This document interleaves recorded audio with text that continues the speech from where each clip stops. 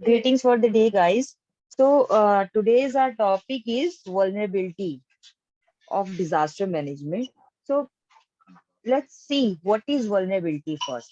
मतलब vulnerability होता क्या है? तो ये है एक measurement of propensity. प्रोपेंसिटी किस चीज की? एक ऑब्जेक्ट की, एक एरिया की, एक इंडिविजुअल की, कम्युनिटी की। तो कैसे हो सकता है? अगर प्रोपेंसिटी की हम बात करते हैं ना, मतलब कि वो उसकी कितनी क्षमता है, चाहे नॉन लिविंग में हो चाहे लिविंग हो। इसका मतलब एक चीज पता चल गया, वर्नेबिलिटी सिर्फ लिविंग की नहीं होती, नॉन लिविंग की भी होती है। क्योंकि हम जब भी कोई चीज देखते हैं तो इकोनॉमी में भी डेप्रिसिएशन देखा जाता है, उसी तरीके से वर्नेबिलिटी में भी प्रोपेंसिटी देखी जाती है। तो लेट्स सी कि मेजरमेंट ऑफ वर्नेबिलिटी क्या चीज रिक्वायर करता है। अगर हमें ये जानना है कि कोई चीज कितना मतलब उसकी प्रोपेंसिटी है, तो उसके लिए हमें ये जानना होगा ना कि उसका मतलब उसके physical, social, economic, environmental factors जो हैं वही डिसाइड करेंगे कि उसकी कितनी प्रोपेंसिटी है उस एरिया में, उस ऑब्जेक्ट की, कि वो कैसे रिएक्ट करेगा।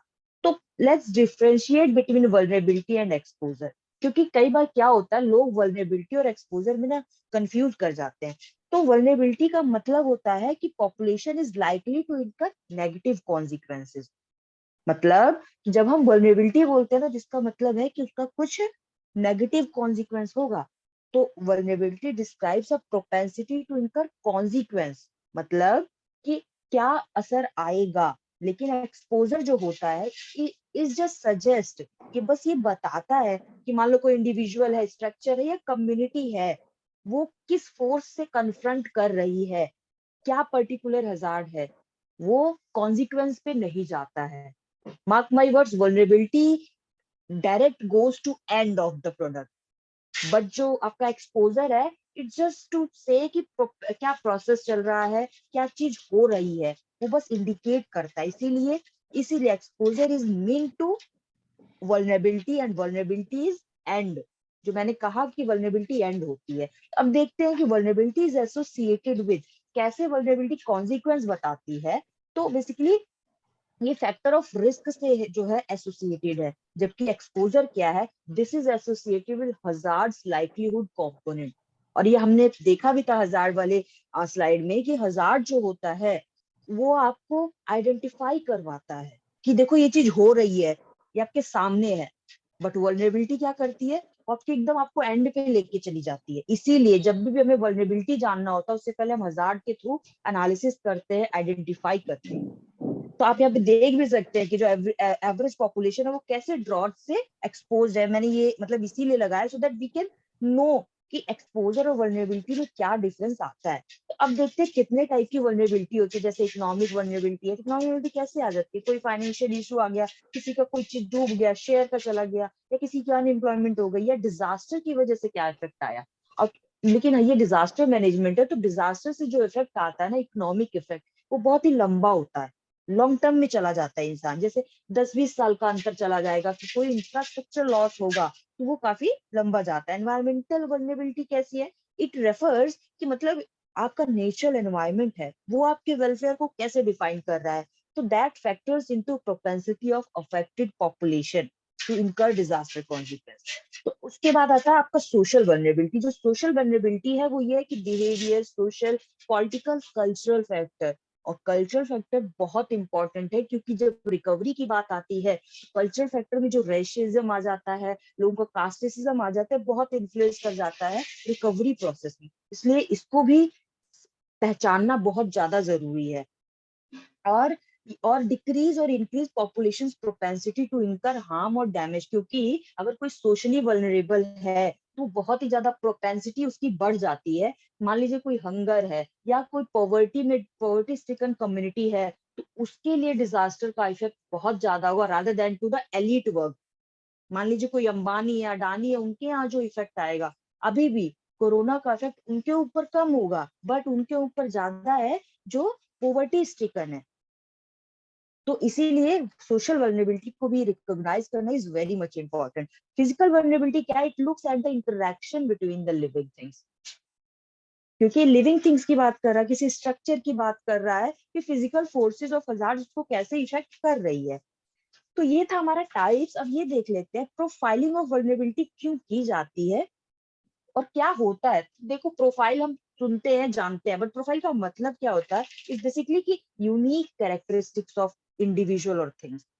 आपके अंदर क्या यूनिक है, तो लेट्स सी कि वल्नरेबिलिटी के अंदर क्या यूनिक है। कि वल्नरेबिलिटी में जैसे ये है कि हियर जो डिजास्टर रिस्क मैनेजर होता है ना, it tries to achieve a more comprehensive understanding of vulnerability. कैसे, जब भी मैंने टाइप्स बताया कि social, economic, physical, environmental profile जो है वो इसी किसी एरिया या पॉपुलेशन का बना ले, तो वो जो उसकी प्रोफाइल बनती है सोशल वे में, फिजिकल वे में, इकोनॉमिक वे में, वो काफी एक हद तक हमें बहुत ही जिसे कहते हैं कि आपको एक स्ट्रक्चर दे देता है, एक फ्रेमवर्क दे देता है कि कैसे हमें उसको रिकवरी के प्रोसेस को चलाना है।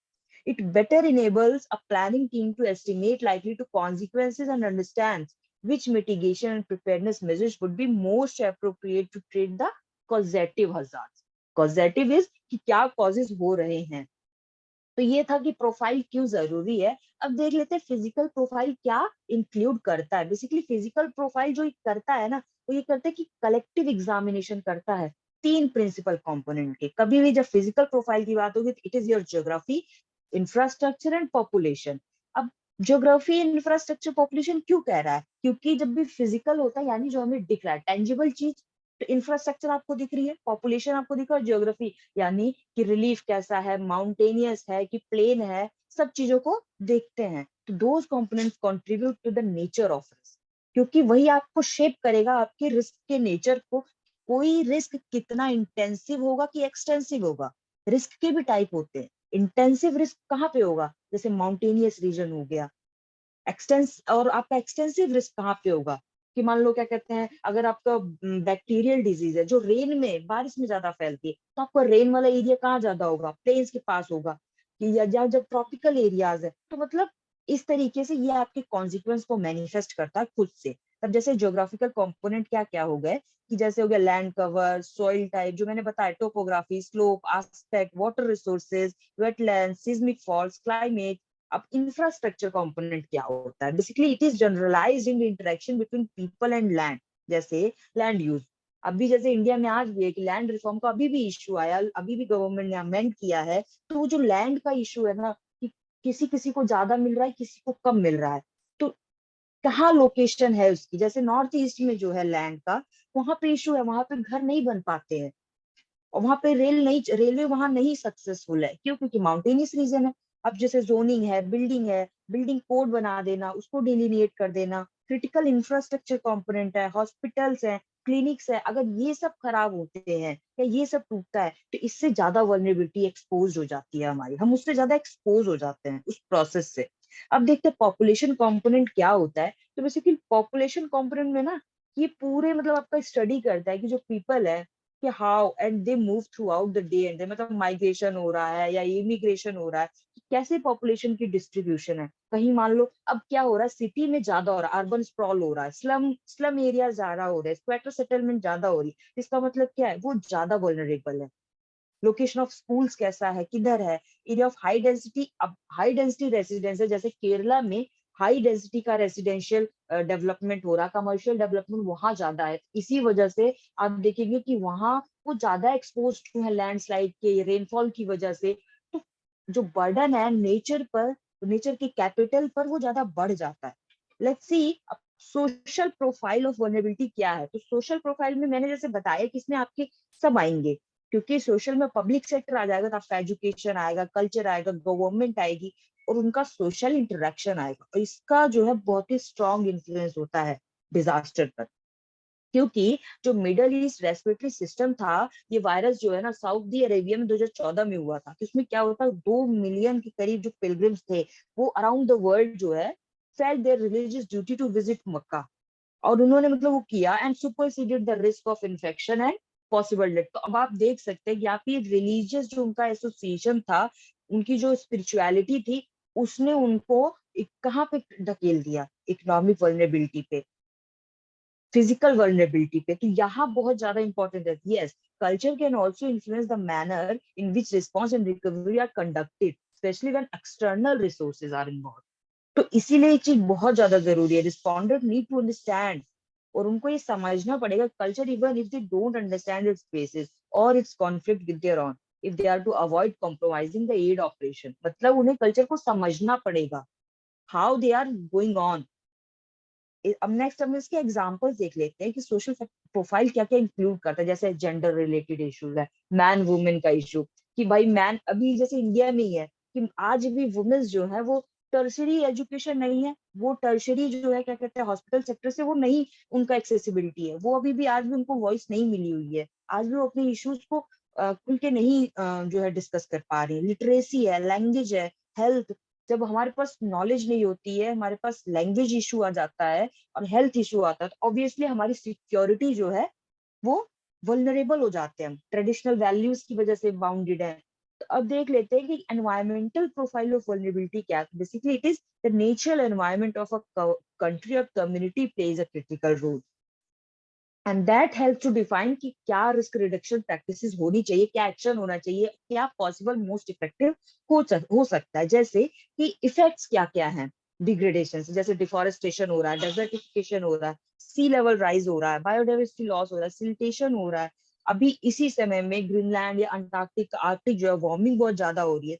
उसका रीजन क्या है कि रिसोर्स बेस का डिग्रेडेशन हो रहा है, नेचुरल डिजास्टर इसी वजह से इंक्रीज ज्यादा हो गए हैं, उनकी रेजिलियंसी डिक्रीज हो गई, तभी प्रोपेंसिटी वल्नरेबिलिटी की बढ़ गई है। यू कैन सी हियर कि देखिए कैसे रिसोर्स बेस्ड पे डिग्रेडेशन से वल्नरेबिलिटी बढ़ी है, और नेचुरल प्रोसेस की ऑल्टरेशन से हजार्ड डिजास्टर रिस्क से कैसे यहाँ पर इंक्रीज होता जा रहा है। तो हमें यहाँ पर काम करने की बहुत ज्यादा जरूरत है। और आप यहाँ पे देख सकते हैं कि इस ग्राफ को कि नंबर ऑफ विंड स्टॉर्म्स जो है वो कितनी ज्यादा, और स्पेशली इंडिया में, इंडिया, चाइना और आपका ये क्या कहते हैं नॉर्थ अमेरिका, ऑस्ट्रेलिया, ये ज्यादा मतलब वल्नरेबल है। लेट्स सी कि मतलब नेचुरल प्रोसेस में क्या क्या अफेक्ट करता है एनवायरमेंट प्रोफाइल को। जैसे रेनफॉल है, विंड है, स्नोफॉल है, सीजनल ड्रॉट है, सीजनल ट्रेंड है स्टॉर्म का। अभी जैसे इस समय में तो जो टाइफून है या क्या कहते हैं हुरिकेन है वो फ्रीक्वेंटली ज्यादा हो गया। उसका रीजन क्या है, पोलर वर्टेज जो आपका शिफ्ट हो गया है ग्लोबल वार्मिंग की वजह से। अब ह्यूमन प्रैक्टिसेस कैसे अफेक्ट करती हैं, जैसे रिवर को डैम कर देना। अब डैमिंग ऑफ रिवर होगा तो उनकी जगह को रोक देना होता है। इससे क्या हो जाता है कि वो ज्यादा उनका जब पेस रुकता है तो उसी से ही आपका लैंडस्लाइड और फ्लडिंग का इशू क्रिएट हो जाता है। Filling in wetlands for development. अब क्या हो रहा है कि अभी जैसे बफर जोन पे स्वेटर सेटलमेंट हो जा रहा है, दे आर मोर वल्नरेबल, क्योंकि वो इनफॉर्मल सेटलमेंट है। मतलब एक सोशल वल्नरेबिलिटी कैसे एनवायरमेंटल वल्नरेबिलिटी से इंटरकनेक्टेड है। तो इससे एक चीज तो पता चली कि आपके चारों प्रोसेस इंटरकनेक्टेड और इंटीग्रेटेड है। इसीलिए हमको जो मिटिगेशन मेजर्स होनी चाहिए वो कॉम्प्रिहेंसिव होनी चाहिए। अब देख लेते हैं केस स्टडी है कि जैसे इलीगल डिस्ट्रक्शन था कोरल रीफ का, that worsen the impact of tsunami. इसने कैसे सुनामी के इम्पैक्ट को मतलब और बुरा कर दिया। उसका रीजन ये था कि जो इलीगल माइनिंग थी ना वो वहां पे बहुत ज्यादा होती थी साउथ वेस्ट कोस्ट में श्रीलंका की। और वो भी खासकर उसने क्या किया, उसने ऑन शोर डिस्ट्रक्शन बहुत ही ज्यादा कर दिया। इससे जो कोरल रीफ जो इंटैक्ट थी वो बहुत ज्यादा ही खराब हो गई। तो लोगों को उस बात का पता कैसे चला जब उन्होंने मतलब उसको देखा कि जो होटल स्ट्रिप थी ना it is fronted by a rock reef and further protected by coral reef. जो लोकल होटलेस थे ना उन्होंने इसको प्रोटेक्ट करना नर्चर करना शुरू कर दिया, सो दैट जो डैमेज है वो लिटिल हो सके, उसको हम एक रिलीफ दे सके। अब देख लेते हैं, let's no economic profile of vulnerability. तो वल्नरेबिलिटी की इकोनॉमिक प्रोफाइल कैसी होती है, जैसे फाइनेंशियल स्टेटस ऑफ गवर्नमेंट। अगर डेवलपिंग कंट्री है या पुअर कंट्री है, जैसे आपका अफ्रीका है और क्या कहते हैं ये जितने भी नाइजीरिया है, डेमोक्रेटिक रिपब्लिक ऑफ कॉन्गो, तो उनके पास क्या है, उनके पास सोर्सेज की कमी है। तभी तो इंडिया वहां पे इन्वेस्ट कर रहा है। जब हमारी गवर्नमेंट की स्टेटस जो है फाइनेंशियल स्टेटस बेकार होती है, वहां से हम वल्नरेबल ज्यादा हो जाते हैं, एक्सपोज टू हो जाते हैं। क्योंकि तब अगर मान लो कोई इंटरनेशनल जैसे पैंडेमिक आया हुआ है तो वहां हमें फिर कलेक्टिव कोऑर्डिनेटेड एफर्ट की ज्यादा जरूरत पड़ती है, नॉन प्रॉफिट सेक्टर्स की, पॉपुलेशंस की, कम्युनिटी के एफर्ट की ज्यादा है। अब इकोनॉमिक मेजर्स कैसे कैसे हैं जो वल्नरेबिलिटी के असेसमेंट को इन्फॉर्म करते हैं, जैसे जीडीपी हो गया, डेट हो गया, एक्सेस टू क्रेडिट हो गया, कैसे इंश्योरेंस कवरेज है, वहां पे कोई डेरिवेटिव एनवायरमेंट डेरिवेटिव बॉन्ड है कि नहीं है, नेशनल इनकम का सोर्सेज क्या है। ये सारी चीजें आपकी स्ट्रेंथ को बताती है कि हम कैसे प्रिपेयर्डनेस या मिटिगेशन या रिस्पॉन्स रिकवरी मैकेनिज्म को कैसे डेवलप करेंगे, कैसे फ्रेम करेंगे। और कहीं पर भी अगर नेशन की जीडीपी की एब्सेंस होती है तो उसका फाइनेंशियल कॉन्सिक्वेंस बहुत ही ज्यादा बुरा हो जाता है और वो कंट्री पर इम्पैक्ट भी बहुत ज्यादा करता है। तो यहाँ आप देख भी सकते हैं टोटल नंबर ऑफ डिजास्टर 1994 से 2003 में कैसे बढ़ा है। तो इसीलिए, और ये भी देखिए लो इनकम कंट्रीज में देखिए कितना ज्यादा है rather than हाई इनकम और मिडिल इनकम कंट्रीज में। तो इससे एक चीज तो बताया कि डायरेक्ट कोरिलेशन है। अब देख लेते हैं what are the risk factors that influence vulnerability. अभी तक हमने देखा वल्नरेबिलिटी कैसे खुद में इंटैक्ट है, अब ये देख लेते हैं रिस्क उसको कैसे इन्फ्लुएंस करता है। वो ये है जो United Nation Development Programme report थी वो फॉर रिड्यूसिंग डिजास्टर रिस्क, उन्होंने मतलब कुछ बताया कि जैसे ये सारे मेन फैक्टर्स हैं that influencing the risk levels of nation, जैसे अर्बनाइजेशन एंड रूरल लाइवलीहुड। तो देखते हैं कैसे अर्बनाइजेशन है वल्नरेबिलिटी को इन्फ्लुएंस करता है। उसका रीजन क्या है, पीपल कंसंट्रेट होते हैं तो रिस्क कंसंट्रेटेड हो जाता है, क्योंकि तब आपको इश्यूज ज्यादा क्या कहते हैं कॉम्प्लेक्स हो जाता है, जिसे कहते हैं कि फेस करना।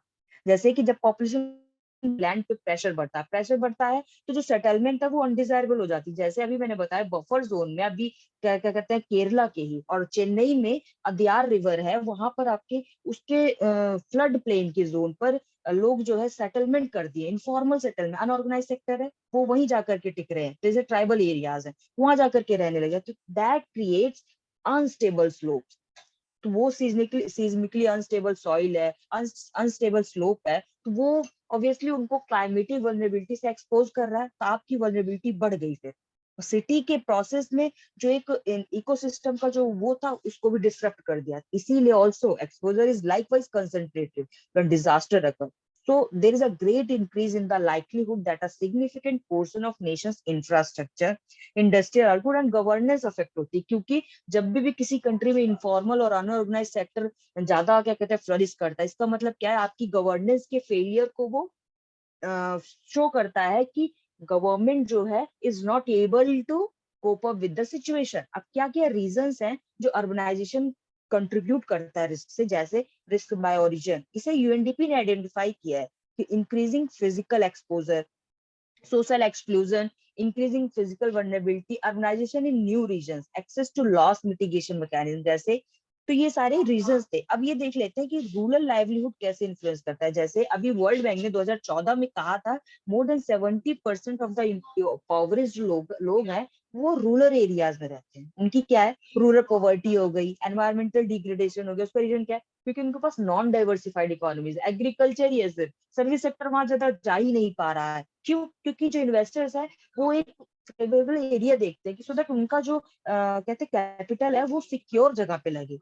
इसी वजह से आइसोलेशन है, रिमोटनेस है, क्योंकि अभी आज भी जो है गवर्नमेंट वहां तक पक्की रोड नहीं लेके जा सके। रिमोट एरियाज है, आज भी वहां पे क्राइम इतना जिसे कहते हैं पनप रहा है, तो उसे नहीं हटाया जा सकता। ये सारी चीजें उसको और वल्नरेबल करती है। अब ये देख लेते हैं रिस्क परसेप्शन क्या होता है। This is very much important, क्योंकि ये जो है यही शेप करता है आपके वल्नरेबिलिटी को। The study of why people fear the things they do is called the risk perception, मतलब and also why they do not fear other things. क्योंकि जिसे कहते हैं कि इंसान के अंदर ह्यूमन टेंडेंसी है, हम कुछ चीजों से तो डरते हैं और कुछ चीजों से नहीं डरते। जिन चीजों से हम नहीं डरते हैं ना, this is also shaping our behaviour. जैसे as per risk perception, expert थे पॉल स्लोविक और बरूच फिसॉफ एंड सेरार रिसर्चर्स ने, उन्होंने कहा कि people respond to the hazards they perceive, मतलब जिस चीज को वो मानते हैं उसी को वो हजार्ड समझते हैं। और people generally do not respond to the hazard they do not perceive, जिसको वो नहीं मानते हैं उसको वो हजार्ड ही नहीं समझते। These stated perceptions are the primary based on inaccurate sources of information. जैसे कई बार क्या होता है, मीडिया आउटलेट्स है या सोशल नेटवर्क है, ये सारी क्या है वो बातों को फैलाती है। मैनिपुलेशन जो है, information based manipulation is very fatal for the society to fame, जिसे कहते हैं कि उनके उस रिस्क परसेप्शन को बनाने में फोर्थ पिलर है डेमोक्रेसी का, मीडिया, उसका बहुत ज्यादा रोल है। और risk perception fallibility conclusions to explain the way in which people tend to inaccurately view the hazards in their work। जैसे उनकी cognitive limitation जो होती है दिमाग की, coupled with the anxieties generated by facing life, जैसे गैम्बल हो गया, that cause uncertainty to be denied और रिस्क टू बी, लोग पैसा लगाते हैं उसमें, उसमें भी रिस्क होता है, वो अनसर्टेनिटी होती है, डिस्टॉर्टेड होता है, अनवारंटेड कॉन्फिडेंस होता है, लेकिन लोग फिर भी उसको करते हैं। तो that perceived risk is influenced by imaginability and memorability of the hazard, therefore may not have valid perception about even familiar risk. कई बार क्या होता है, लोग जैसे अर्थक्वेक है या क्या कहते हैं जिसे हम फ्लड कहते हैं, लोग उसको जानते हैं, फिर भी उसके बारे में उन्हें वैलिड परसेप्शन नहीं रहता है, उसकी वजह से भी उनके पास रिस्क परसेप्शन दूसरा हो जाता है। तो और डिजास्टर मैनेजमेंट एक्सपर्ट जो है, उनकी रिस्क परसेप्शन क्या है, that corresponds closely to the statistical frequencies of that. लोग क्या करते हैं, मतलब ये देख लेते हैं जिस वल्नरेबिलिटी से या जिस डिजास्टर से ज्यादा डेथ हो रही है उसके लिए ज्यादा डरेंगे, जिससे कम डेथ हो रही है उसको समझते ही नहीं, जैसे डायबिटीज है। जबकि आज भी इंडिया में डायबिटीज की वजह से लाखों डेथ होती है, लेकिन लोग उसको हार्ट अटैक हो रहा है उसको कुछ नहीं समझते।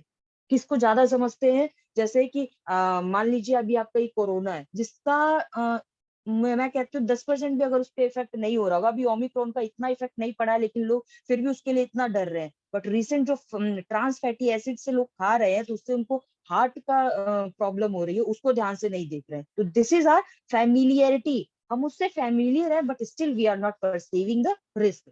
तो वो बहुत ज्यादा है, जबकि ओबेसिटी इंडिया में बहुत ज्यादा प्रिवेल कर रही है just because of junk food, fatty food. इसीलिए disagreements about risk should not be expected to evaporate in the presence of evidence. Definitive evidence, particularly about rare hazard, is difficult to obtain.